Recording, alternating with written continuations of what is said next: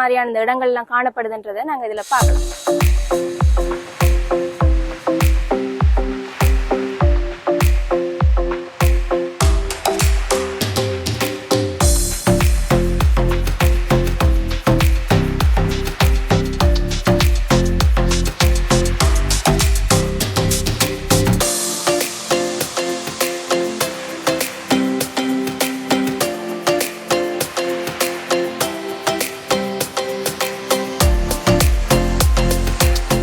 இந்த கோயில் கலையோட கண்ணகியம்மன் கோயில் என்று நான் முதலே சொல்லியிருந்தேன் உங்களுக்கு. இந்த பேருக்கும் இந்த கோயிலின் வரலாற்று சம்பவத்துக்கும் நிறைய நெருங்கிய தொடர்பு காணப்படுகின்றது. இந்த கோயிலுக்கு இந்த பேர் வர்றதுக்கான காரணம் களைப்போட வந்த கண்ணகியம்மன் அம்மனுக்கு இந்த இடத்துல இருக்கிற மக்கள் எல்லாருமே சேர்ந்து இந்த ஆலயம் அமைத்து வழிபட்டதால இந்த பேர் வந்திருக்கின்றது. இப்படிப்பட்ட இந்த வரலாறு கர்ண பரம்பரை கதையோட நெருங்கிய தொடர்போட காணப்படுது.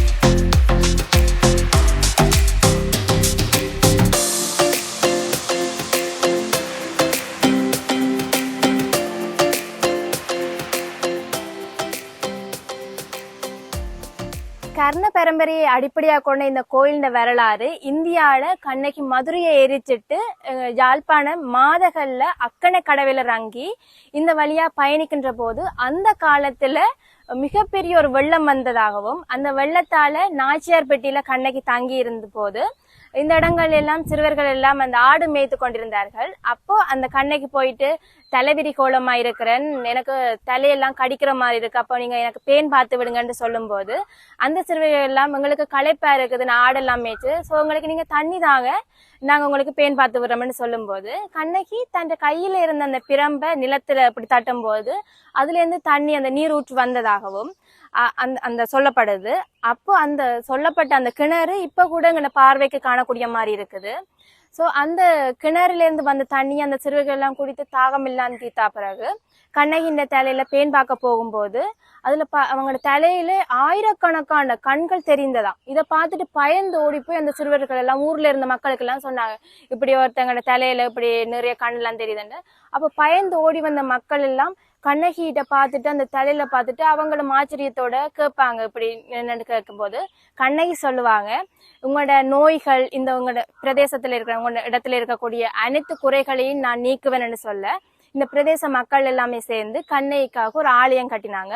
அந்த ஆலயம்தான் கலையோட கண்ணகி அம்மன் என்ற பேர் வந்தது.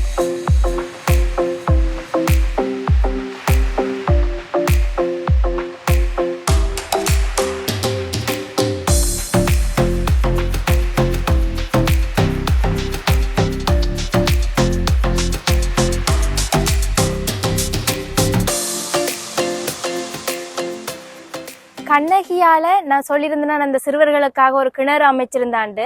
அப்ப அந்த கிணறு எப்படி இருக்குன்னு எனக்கு தெரியாது. சோ வாங்க பாக்கலாம் எப்படி அந்த கிணறு எல்லாம் இருக்குதுண்டு. அதோட பாருங்க இந்த இடங்கள் எல்லாம் அந்த கட்டிடங்கள் எல்லாம் அந்த காலத்துல செய்த அந்த கட்டிடம் எல்லாம் இருக்குது. இப்படி ஒரு இடம் இருக்குது, அந்த இயற்கையெல்லாம் இருக்குது. இப்படி ஒரு இடம் இருக்குண்டே நிறைய பேருக்கு தெரியாம இருக்குது. எனக்கும் தெரியாது இப்படி ஒரு ஆச்சரியமான ஒரு இடம் இருக்குமெண்டு. இந்த கிணறை பாருங்க எப்படி எல்லாம் இருக்குதுண்டு. பக்கத்துலயே எடுக்கக்கூடிய மாதிரி இருக்கு தண்ணிய. சோ நல்ல கூலா இருக்குமென்னு நினைக்கிறேன்.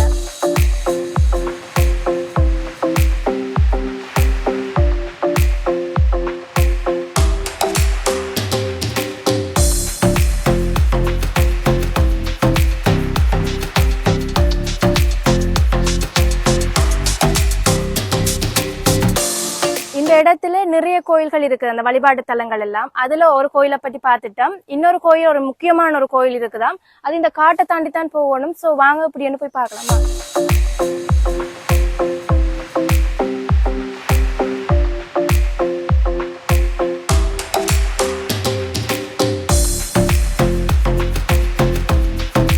இங்க சுத்தி எல்லாம் பெரிய பெரிய மரம் எல்லாம் இருக்குது. இந்த மரம் ஏதோ பேர் சொல்லுவாங்க, எனக்கு என்ன பேருன்னு தெரியல. பெரிய ஒரு மரம், இது நிறைய வருஷமா இருக்குதாம். இங்க இந்த தனியா வராதிங்க, பெரிய காட்டு பிரதேசமா இருக்குது. சோ யாராவது கூட்டிட்டு வாங்க பெரும்போது.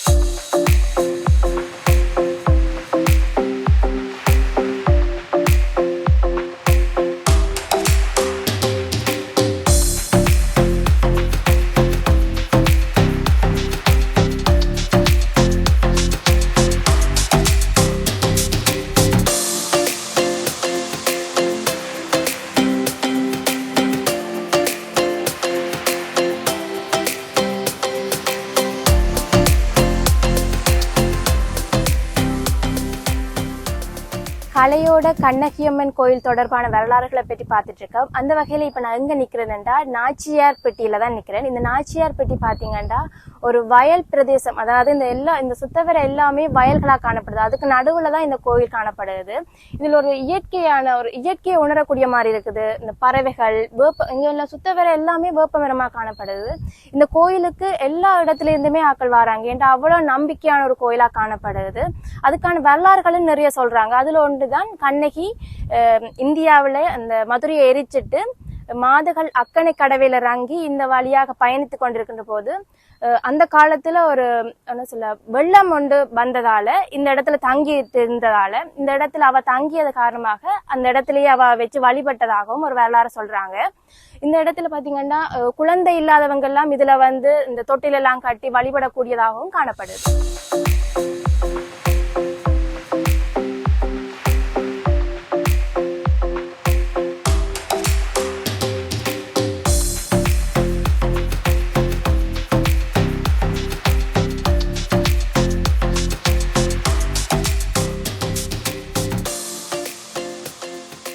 அவ படிக்கிட்டு இந்த மதுரை இப்படியே தன்னை புருஷனை சாக்கொண்டாக்கா இந்த மதுரை இப்படியே எரிஞ்சு போண்டுட்டு படிக்கிட்டு வரைக்கும் அந்த கடல் பிரிஞ்சு கொடுத்து இதுல தங்கின இடம் இந்த இடம்.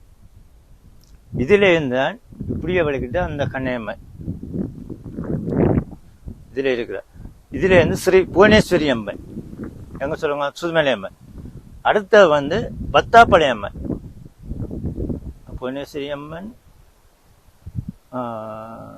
வட்டாப்பளை அம்மன் அப்படியே வலிக்கிட்டு எங்க பார்த்தாலும் கண்ணையம்மன் ஆயிருக்கு. இதுல இருக்கல இடமை, அதாவது மாடு மேய்க்கிற ஒரு ஆள் இதுல இருக்க டக்குன்னு சொன்னா எனக்கு விடாயா இருக்கு, தண்ணி விடாய்க்குதுண்டா. அம்மா இதுக்குள்ள தண்ணி இல்லை, என்ன செய்யறேன்ல டக்குன்னு பிரம்ப ஊண்டி தண்ணி எடுத்ததான் அந்த கிணறு எங்களுக்கு இதுல கூதல் விடுது. நான் உங்களுக்கு இதுல சொல்லியிருக்கு. இதுதான் சரித்திரம் எங்களுக்கு தெரியக்கூடிய.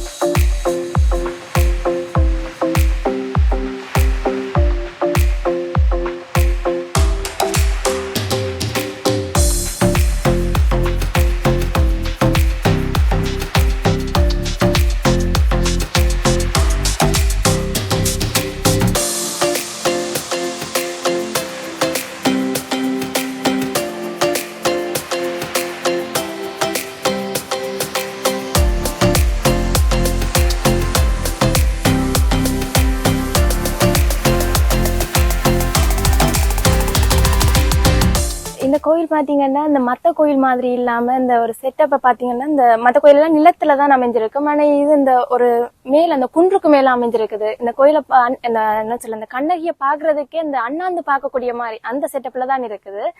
சோ இந்த கோயிலுக்கு போறதுக்கு ஒரு என்ன சொல்ல மன நிம்மதி ஒன்று கிடைக்குமென்னு நம்புகிறேன். ஏன்னா அதுக்குதான் இந்த கோயிலுக்கு எல்லாருமே வராங்க. ஒரு இயற்கையான ஒரு என்ன சொல்ல அமைதியான ஒரு இடமா காணப்படுது. ஒரு சத்தமுமே இல்ல, குருவியல் அந்த சத்தங்களை கேட்கக்கூடிய மாதிரி இருக்குது. ஏன்னா நாங்க சிட்டிக்கு போனா அந்த சத்தம் எல்லாம் கேட்கவே இல்லாம கிடக்கு. ஆனா இங்க எல்லாம் கேட்கக்கூடிய மாதிரி காணப்படுது.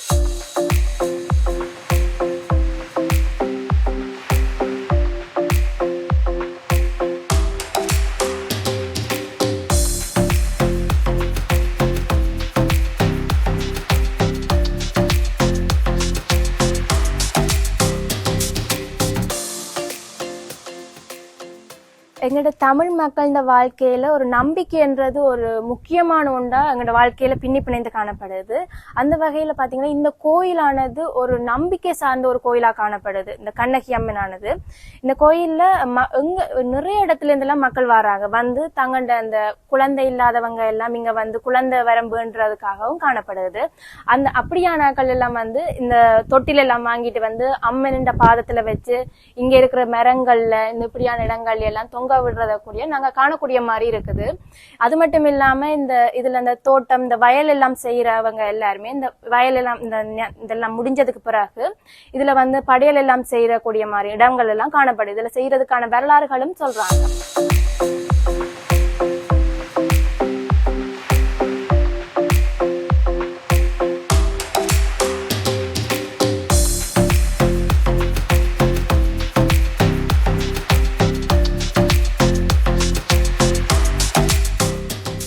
காணொளியின் நிறைவு பகுதிக்கு வந்துட்டோம்.